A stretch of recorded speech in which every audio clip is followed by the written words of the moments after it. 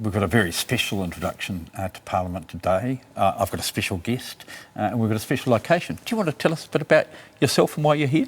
Of course. Thank you, Mr. Speaker. Kia ora koutou, ko lia bell tōku ingoa no Waitomo hou. I am here today to be part of the very special occasion that is the unveiling of the New Zealand Wars plaque. It was unveiled this morning in a dawn ceremony, and it was a very moving ceremony that was the culmination of MP Gareth Hughes' idea to put the plaque up here, and also many years of work of petitioning by myself and other students from Aotearoa College, Waimarama Anderson, Rhiannon McGee, Zach Henry, and a huge support group as well. We began petitioning in 2014 to commemorate the New Zealand Wars as a statutory day, and that petition garnered 13,000 signatures. Almost all of the signatures were face-to-face, and we tabled that petition sponsored by the Honourable Nanaia Mahuta in 2015, and it went in front of a select committee in 2016, and the outcome of that was a National Commemoration Day on the 28th of October. However, a clause of such in our petition was to have the New Zealand Wars strategically resourced for education in schools. So today the wonderful Prime Minister announced that that New Zealand history will be part of the core curriculum in our kura, and this is such an exciting prospect for all of us here in Aotearoa to explore our history, to garner a greater sense of unity and understanding who we are. So it's a great honour to be here today. As part of your exercise, you looked at some local areas and some local battles as well. Can you tell us a bit about what you learned from that? Of course. So that was what sparked the petition initially. We visited Orako and Rangiaowhia in 2014, and Orako and Rangiaowhia is only half an hour away from Aotearoa.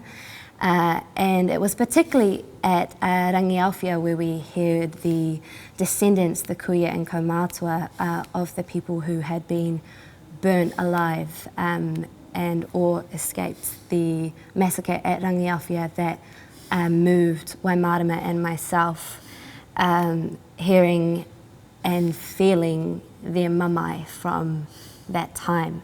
And a big part of the kaupapa of the petition was the importance of visiting these battle sites and making sure they are aptly signposted, as all sort of areas of significance of our history should be.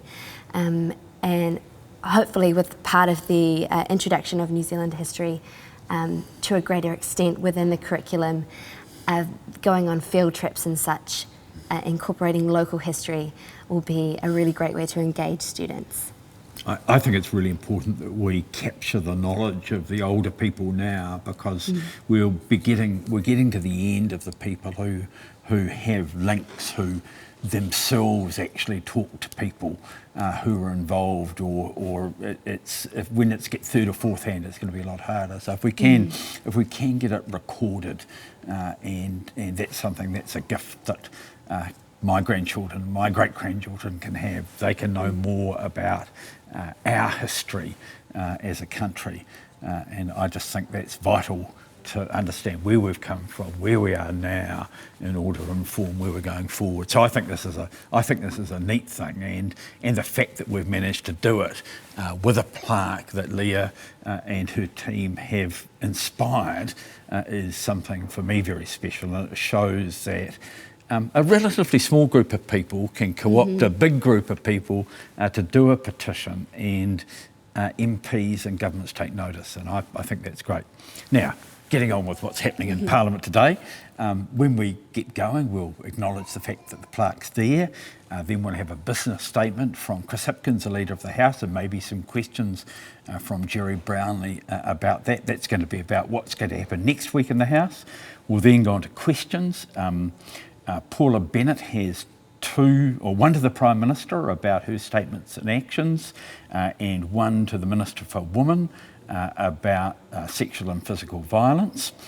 Clayton Mitchell has one to Shane Jones about the Provincial Growth Fund. Maya Lubeck to the Minister of Education about the costs of public education and reducing them. Paul Goldsmith to the Minister of Finance, who I think we're calling the Minister of Putia this week. Does he stand by all his statements, policies and actions? Kiritapu Allen to the Minister for the Environment about streams and wetlands.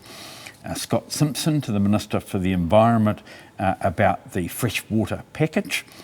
Shane Reti to the Associate Minister of Health about vaccination. Tamati Coffey to the Minister for Maori Development about the revitalisation of Te Reo Māori. Jonathan Young to the Minister for Energy and Resources about her portfolio. Pajit Parmar to the Minister of Science about her portfolio, and Paul Eagle to the Minister of Building and Construction on construction forecasts. So when we're finished question time, we'll go on to the Ruakina Pardon Bill, the first reading in the name of Nanaia Mahuta, then the Education School Donations Amendment Bill committee stages, and if we finish that, we'll get on to the Homes and Communities Bill second reading and it's going to be run by Chris Hipkin. So a pretty full day, but today we finish at 6 o'clock. We actually finished at 1 o'clock this morning, which as far as I'm concerned, it's far too late for an old person like me.